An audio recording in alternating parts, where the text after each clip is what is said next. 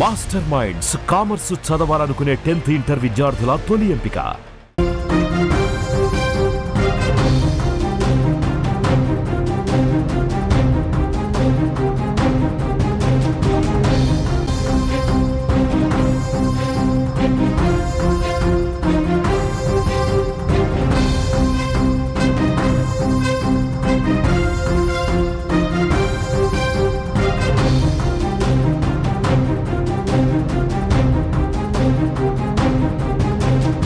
మల్లెపూలు పెట్టుకునే వాళ్ళంతా బజారు మనుషులు, మల్లెపూలు పెట్టుకునే వాళ్ళంతా బజారు మనుషులే అన్న పాస్టర్ షాలేం రాజు వ్యాఖ్యలపై దుమారం చెలరేగుతుంది. ఇప్పటికే పాస్టర్ షాలేం రాజుపై డీజీపీకి ఫిర్యాదు చేశారు మహిళా నాయకురాలు, అట్లాగే సీనియర్ జర్నలిస్ట్, సామాజిక నేత ప్రియా చౌదరి గారు డీజీపీకి ఫిర్యాదు చేశారు. పాస్టర్ షాలేం రాజు పైన వెంటనే చర్యలు తీసుకోవాలంటున్నారు. అట్లాగే పాస్టర్ షాలేం రాజు ఖచ్చితంగా మహిళా లోకానికి క్షమాపణ చెప్పాలి అంటున్నారు. అసలు పాస్టర్ షాలేం రాజు గారిని నిజంగా వీళ్ళు తప్పుగా అర్థం చేసుకున్నారా? షాలేం రాజు మాట్లాడిన మాటలు వేరు, ఆయన అర్థం వేరు, కానీ మహిళా లోకం తప్పుగా అర్థం చేసుకుంటుందా? ఎందుకు డీజీపీ దాకా ఫిర్యాదు చేసేదాకా వెళ్ళింది అంశం? ఈ అంశంపై మాట్లాడడానికి మనతో పాటు నేరుగా ప్రియా చౌదరి గారు ఉన్నారు లైవ్లో. ప్రియా చౌదరి గారు నమస్కారం. ఎందుకు మీరు పాస్టర్ షాలేం రాజుని తప్పుగా అర్థం చేసుకుంటున్నారేమో?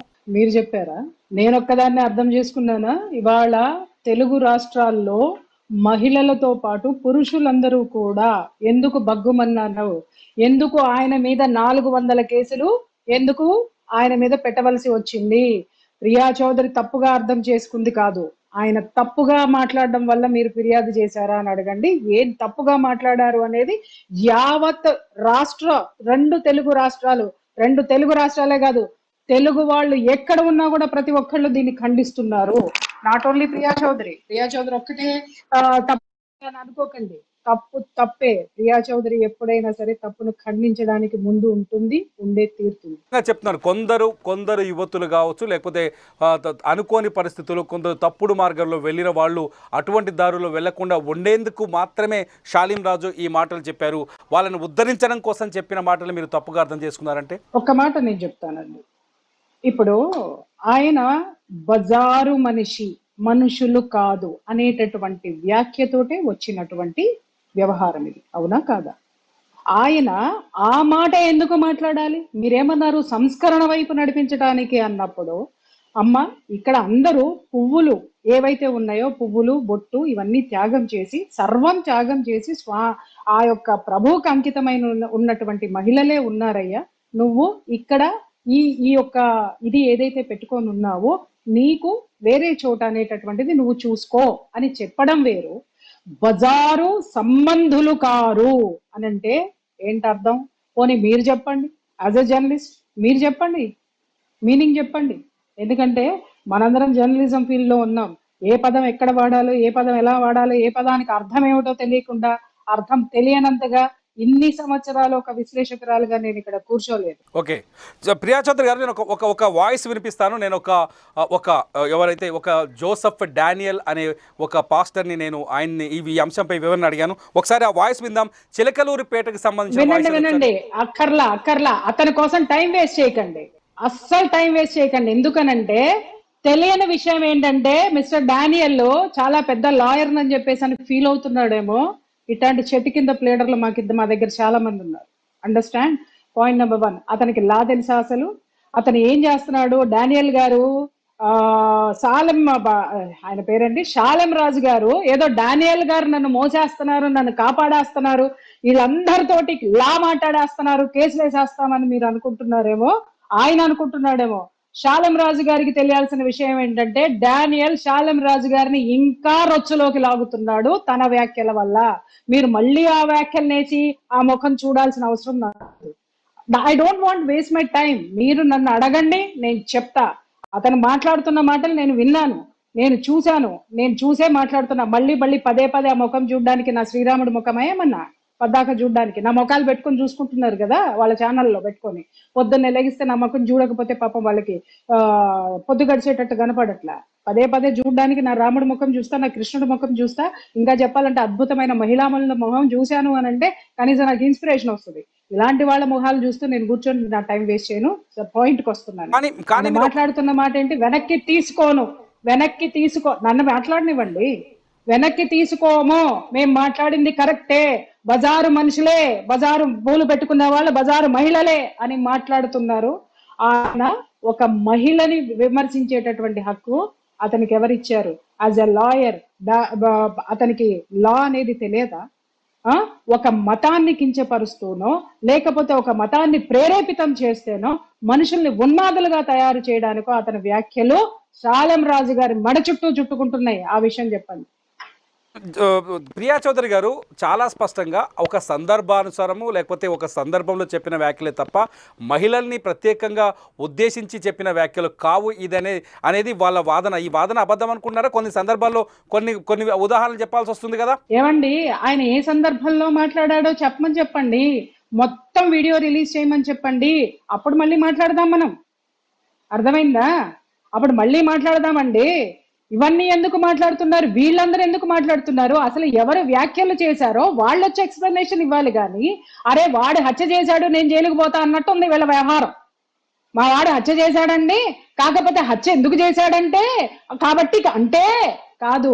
నువ్వు కాదు చెప్పవలసింది, కోర్టులో ఎవరు చెప్పాలి? ప్రజా కోర్టులో కూడా ఇప్పుడు ఏదైతే ఎలిగేషన్స్ వచ్చినాయో మహిళలకి సంబంధించినటువంటిది ఎవరు వ్యాఖ్యలు చేశారో, ఏ ఉద్దేశంతో చేశారో ఆయన ఉద్దేశం మాకు తెలియాలి. మేము ఈ డానియల్ని లేకపోతే ఇంకొక ఏలియన్ని మేము విమర్శించలా.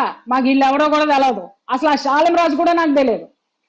ఫస్ట్ ఆఫ్ ఆల్ కేవలం అతను చేసినటువంటి అనుచిత వ్యాఖ్యల వల్లనే మేము వీళ్ళ గురించి మాట్లాడవలసి వచ్చింది.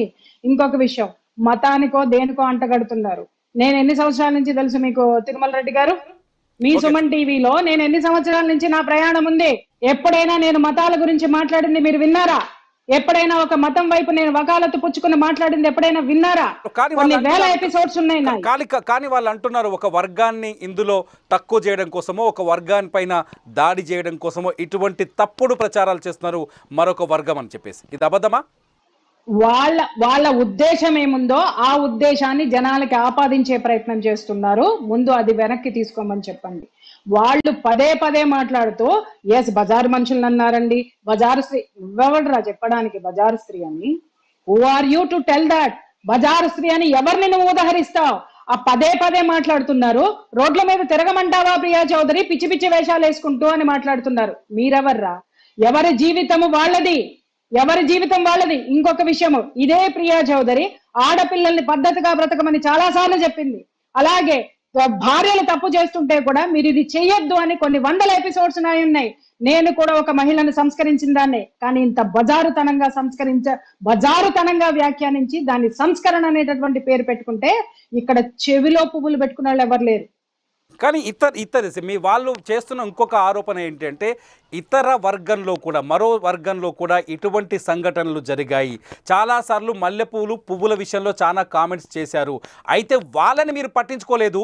మా మతానికి సంబంధించిన మా దైవజనుడు మాట్లాడితే దాన్ని మీరు ఎలా తప్పుగా తీసుకుంటున్నారు? అది ఒక వర్గం పైన అటాక్ చేయడం కాదా అంటే? మేము ఒక విషయం చెబుతున్నా, మా ఆచారాల గురించి మాట్లాడారు తప్ప జనరలైజ్ చేసి మాట్లాడలే. వేరే వాళ్ళ వైపు మాట్లాడలా, వేరే వాళ్ళని తీసి మాట్లాడలా, కించపరిచి ఎప్పుడు మాట్లాడలా. ఒక వర్గం వైపు ఆచారాల గురించి ఏం మాట్లాడారు?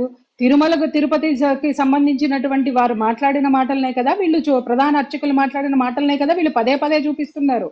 తెలుగు వస్తే జ్ఞానం అనేటటువంటిది ఉంటే 10 సార్లు వాళ్ళని వేసుకొని చూడమని చెప్పండి. వాళ్ళు ఏం చెప్పారు? అది తిరుమల తిరుపతి అంటే కొండ మీద ఉన్నటువంటి ప్రాంతాన్ని పుష్ప మండపం అంటారు. ఎందుకంటారు అంటే ఒక చరిత్ర ఉంది, ఒక సంఘటన జరిగింది.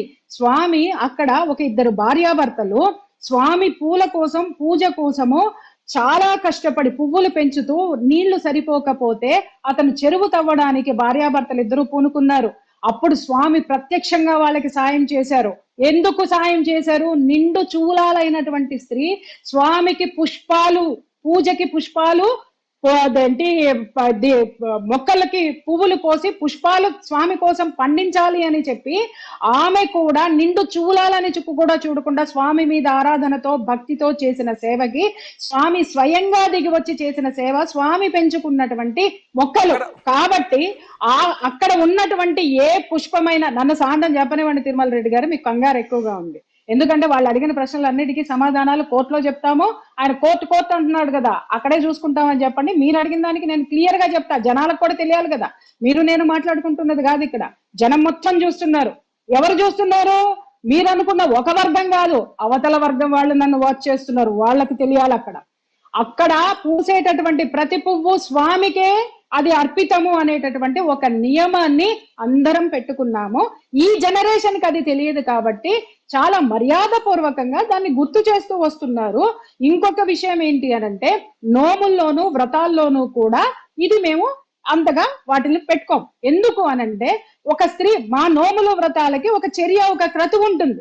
పొద్దున్న లెగిస్తే పిండి వంటలు చేయాలి, ఇంటిని అలంకరించుకోవాలి, దేవుణ్ణి అలంకరించాలి, ఇన్ని పనులు. ఒకప్పుడు ఇప్పుడంటే పని వాళ్ళు ఉన్నారు, ఒకప్పుడు అంత లేదు.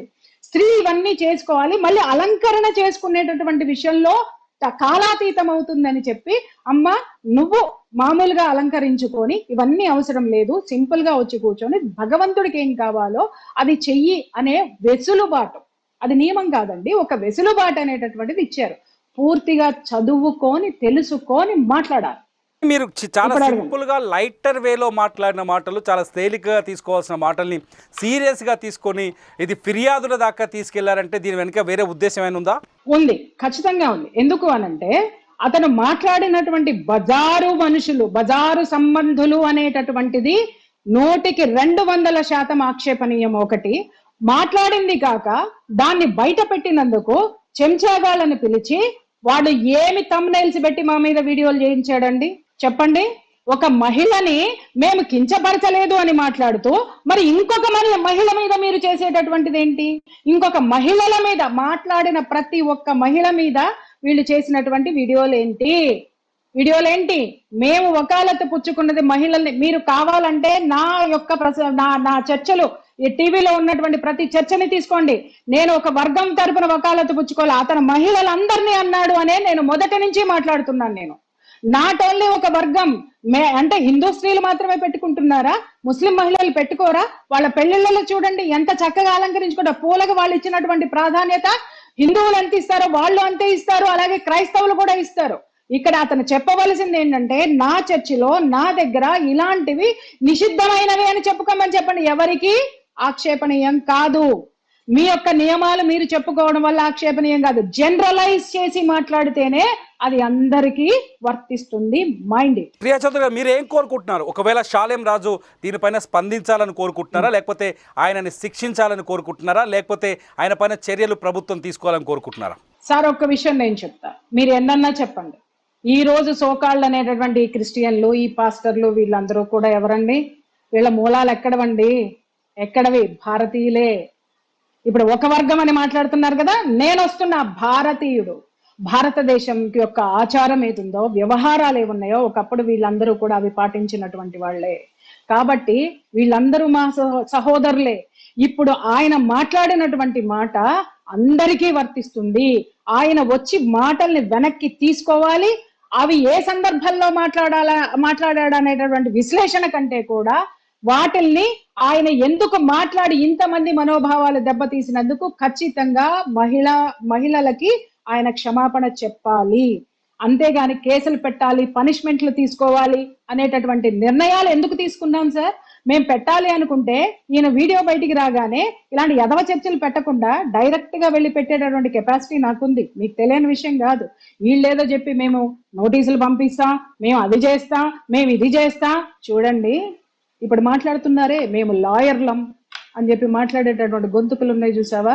నా దగ్గరికి రండి, నేను చూపిస్తా. రామ్ జెఠ్మలానీలు ఎంతమంది ఉన్నారు. అండర్స్టాండ్? ఉడత ఊపులకి ఇక్కడ భయపడేటటువంటి వాళ్ళు లేరు. I'm an educated crime investigative journalist.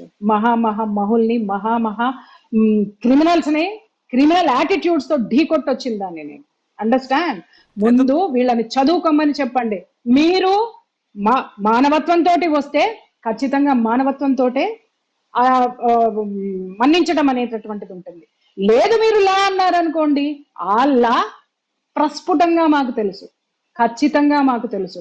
Pin to pen ఏం చేయాలో మాకు తెలుసు. అండర్స్టాండ్? ఈ అంశాల్లో ఎంత దూరం వెళ్తారు మీరు? ఎంత దూరం వరకు వెళ్ళాలని నిర్ణయించుకున్నారు సార్? ఎంత దూరం వెళ్తారు కొలిసి చెప్పండి, కిలోమీటర్లు చెప్పండి, అడక్కండి. ఇది ఎంత దూరం వెళ్ళినా, ఎంత దూరం తీసుకెళ్తాడో శాలెం రాజు చేతుల్లో ఉంది, గుర్తుపెట్టుకోండి, మా చేతుల్లో లేదు. శాలెం రాజు అక్కడ ఉన్న పెంపుడు వాళ్ళు ఉన్నారు చూసారా, వాళ్ళని ఉసుగొలుపుతూ మహిళల మీద ఏదైతే వ్యాఖ్యలు చేస్తున్నాడో, ఏ థంబ్నెయిల్స్ అయితే పెడుతున్నాడో, ఆ పెద్ద మనిషి వచ్చాడు కదా కూర్చొని మేము వెనక్కి తీసుకోమని లాయర్ ని హైకోర్టులో బిజీగా ఉన్నానని మాట్లాడుతున్నాడా? హైకోర్టులో బిజీగా ఉన్నాడు, గంటకు ఒక వీడియో పెట్టడండి.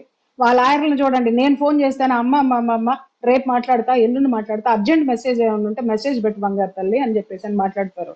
వాళ్ళు గంటకి చొప్పున లక్షల చొప్పున వసూలు చేసేటటువంటి లాయర్లు, అంత డిమాండ్ ఉన్నటువంటి లాయర్స్ ఉన్నారు.